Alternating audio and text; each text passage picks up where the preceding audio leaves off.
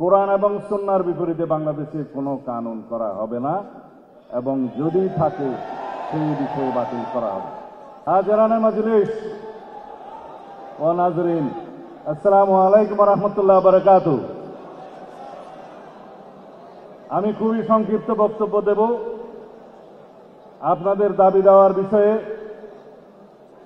আল্লাহ রাব্বুল আলামিন আমাদেরকে যদি রাষ্ট্র পরিচালনার দায়িত্ব দেন, রাষ্ট্রীয় ভাতা ইত্যাদি কি হবে আমার নেতা কথা বলবেন। আমি শুধু আপনাদের এখানে কিছু কানুনি বিষয় আছে, ওনার সুবিধার্থে আমি কয়েক মিনিট বিশ্লেষণ করে তারপরে বক্তব্য শেষ করব। আপনারা এখানে যে 7টা দফা দাবি দিয়েছেন তার বিষয়ে যদি আমরা একটু বক্তব্য না দেই, আপনাদের দিলের তামান্না পুরা হবে না। সেই জন্য বলছি, আপনারা 1 নম্বর বলেছেন রাষ্ট্র পরিচালনার ক্ষেত্রে ইসলামী শরিয়াকে সর্বোচ্চ গুরুত্ব দিতে হবে এবং আপনারা ভিন্ন ধর্মাবলম্বীদের ন্যায্য অধিকার নিশ্চিত করার কথা বলেছেন, খুবই ভালো করেছেন। আমরা গণতান্ত্রিক রাষ্ট্রে আধুনিক রাষ্ট্র পরিচালনার যে ধারণা, সেই রাষ্ট্রের সকল নাগরিকদের, ধর্মাবলম্বীদের, ধর্মবর্ণ সকলের অধিকার আচার অনুষ্ঠান নিশ্চিত করার দায়িত্ব অবশ্যই নিতে হয়। সাংবিধানিকভাবে আমাদের অনুচ্ছেদ 28 এবং 41 আপনারা দেখবেন, সেই আচার অনুষ্ঠানের স্বাধীনতা, উপাসনালয়ের স্বাধীনতা এবং ধর্মের ভিত্তিতে যে বৈষম্য করা যাবে না, সেগুলো নিশ্চিত করা আছে। বিষয় হলো সেটা বাস্তবায়ন করতে হবে। আমরা ইনশাআল্লাহ সবসময় আমরা বলে থাকি, আজকেও পুনরুচ্চারণ করি, কোরআন এবং সুন্নাহর বিপরীতে বাংলাদেশে কোনো কানুন করা হবে না এবং যদি থাকে সেই বিষয়ে বাতিল করা হবে। বিজলি কেবলসের স্কিন কোটেড ইনসুলেশন আগুন প্রতিরোধী। বিজলি কেবলস, নিরাপদ আজীবন। ইনশাআল্লাহ আমরা, আপনারা জানেন, রাষ্ট্র পরিচালনার মূলনীতিতে শহীদ রাষ্ট্রপতি জিয়াউর রহমান মহান আল্লাহর উপর আস্থা এবং বিশ্বাস স্থাপন করেছিলেন। প্রস্তাবনায় এবং রাষ্ট্র পরিচালনার মূলনীতি অনুচ্ছেদ 8 সেইটা আওয়ামী ফ্যাসিস্ট গোষ্ঠী সংবিধান থেকে উচ্ছেদ করে দিয়েছিলেন, আপনারা জানেন। সেটা ইনশাআল্লাহ পুনর্বহাল করা হবে। আপনারা এখানে বলেছেন রাষ্ট্রের জনকল্যাণ এবং সেবামূলক কার্যক্রমে ইমাম খতিবদের অংশগ্রহণ। সেটা তো আপনাদের ইমানই দায়িত্ব। কেউ আপনাকে সেই দায়িত্ব বর্তানোর জন্য বসে থাকবে না, আপনাদের ইমানই দায়িত্ব। আপনারা সেটা পালন করবেন। অবশ্যই রাষ্ট্রীয় পর্যায়ে, ইউনিয়ন থেকে সর্বোচ্চ পর্যায়ে কিভাবে সেটা নীতিমালার মধ্যে নিয়ে আসা যায়, সেটা আমরা পরীক্ষা নিরীক্ষা করবো ইনশাআল্লাহ, সবার সাথে আলোচনা করে। তারপরের দাবি আমার নেতা কথা বলবেন, সেটা আমি যাব না। রাষ্ট্রীয় ভাতা কিভাবে কি করা যাবে, আমার নেতা অবশ্যই আপনাদের সাথে কথা বলবেন এখনই।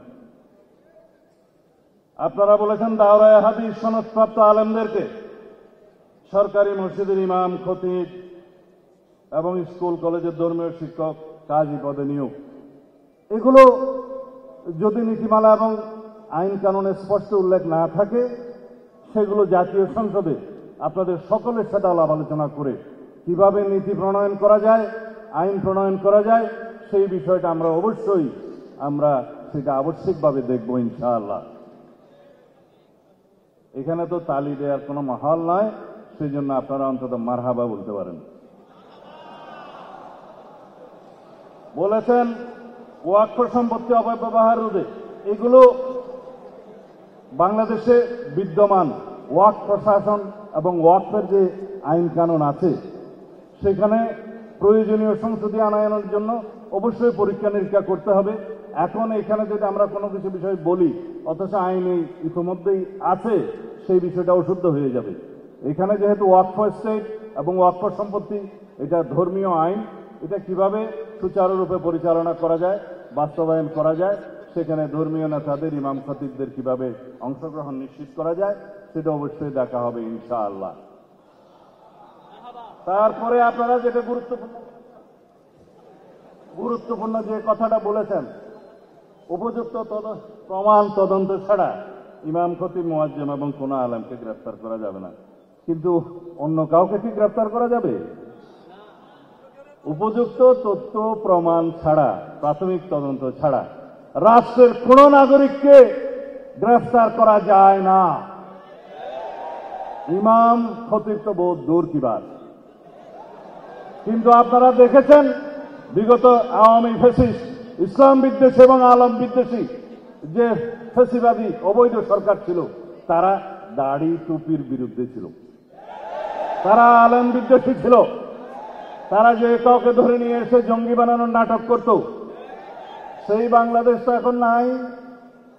বাংলাদেশের গণতান্ত্রিক নবযাত্রা শুরু হয়েছে। এখানে আমরা সবাই হামসফর, আমরা সবাই একসাথে থাকবো ইনশাআল্লাহ। এই দেশে আইন কানুনের ব্যত্যয় ঘটিয়ে কোনো বেআইনি কাজ কাউকে করতে দেয়া হবে না ইনশাআল্লাহ। তারপরে একটি দুইটি কথা, যেমন ধর্মীয় ও নৈতিক শিক্ষক নিয়োগের ক্ষেত্রে প্রাথমিক পর্যায়ে, সেটা আমরা ইতিমধ্যে আমার নেতার সাথে কথা বলে একটা অনুষ্ঠানে আপনাদের সামনে ঘোষণা দিয়েছিলাম। নৈতিকতা, ধর্মীয় এবং নৈতিক শিক্ষক নিয়োগের ব্যাপারে প্রাথমিক পর্যায়ে এটা অবশ্যই ইনশাআল্লাহ আমরা দেখব।